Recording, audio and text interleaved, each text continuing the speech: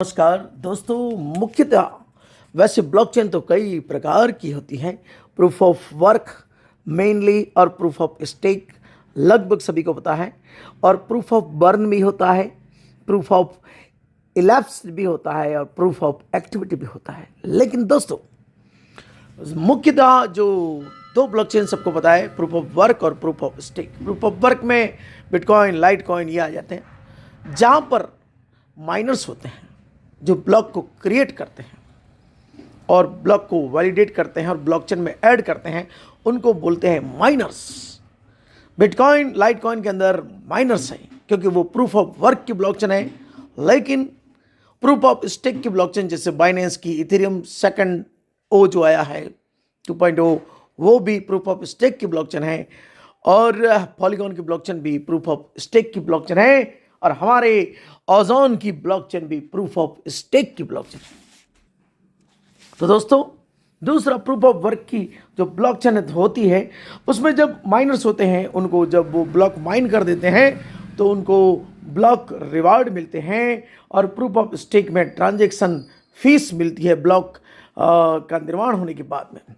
दोस्तों proof of work में require होता है हैवी इक्विपमेंट, इन्वेस्टमेंट, बहुत भारी इन्वेस्टमेंट की और भारी इक्विपमेंट की जरूरत पड़ती है। लेकिन इस प्रकार की जरूरत, तो दोस्तों कॉल आ गया, तो आगे मैं ये कह रहा था कि स्पेशल इक्विपमेंट की जरूरत पड़ती है। यहाँ पे स्पेशल इक्विपमेंट की जरूरत पड़ती है, मतलब हार्डवेयर की, जीपीयू, सीपीयू, बहुत भारी मात्रा में प्रूफ ऑफ वर्क की ब्लॉकचेन में। लेकिन प्रूफ ऑफ स्टेक की ब्लॉकचेन में मतलब स्टैंडर्ड इक्विपमेंट जो भी होते हैं उसकी ही ज़रूरत पड़ती है।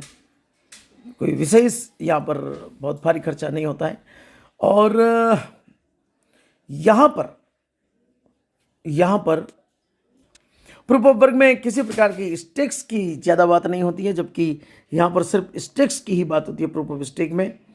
और प्रूफ ऑफ वर्क में पजल होती है, मैथमेटिकल पजल्स होती है, बहुत ही कॉम्प्लिकेटेड होती है, उसको सॉल्व करना पड़ता है। लेकिन यहाँ पर प्रूफ ऑफ स्टेक में इस प्रकार की कोई ज़रूरत नहीं पड़ती है। और जो आप एरो का निशान देख रहे हैं, एनर्जी कंजम्पशन बहुत ज़्यादा होता है प्रूफ ऑफ वर्क की ब्लॉकचेन में, बहुत ज़्यादा बिजली की खपत होती है। दुनिया में जितनी भी बिजली की खपत होती है उसका 10% तो प्रूफ ऑफ वर्क की ब्लॉकचेन में चला जाता है। लेकिन प्रूफ ऑफ स्टेक में किसी इस प्रकार बहुत कम बिजली की खपत की जरूरत पड़ती है, नहीं के बराबर।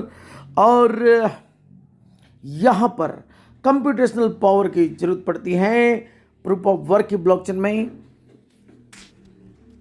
कंप्यूटेशनल पावर की जरूरत पड़ती है। लेकिन यहाँ पर प्रूफ ऑफ स्टेक में क्रिप्टो करेंसीज की जरूरत पड़ती है। और दोस्तों एक बात ध्यान रखना, प्रूफ ऑफ वर्क की ब्लॉकचेन को अगर हैक करना हो तो जितना भी कंप्यूटेशनल पावर लगा उसका 50% हैकर के पास होना चाहिए, जो कि असंभव है। और प्रूफ ऑफ स्टेक की ब्लॉकचेन में भी अगर हैक करना हो ब्लॉकचेन को तो 50% से ज़्यादा स्टेक उसके पास होना चाहिए, तब वो कर सकता है, जो कि असंभव है।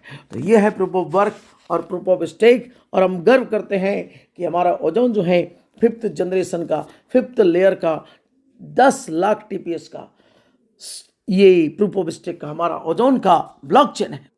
और इस ब्लॉकचेन को दुनिया की सबसे बड़ी जो ऑडिटेड संस्था है सर्टिक, उसने फुली वेरीफाइड ऑडिट रिपोर्ट दी है। Ozone is the best.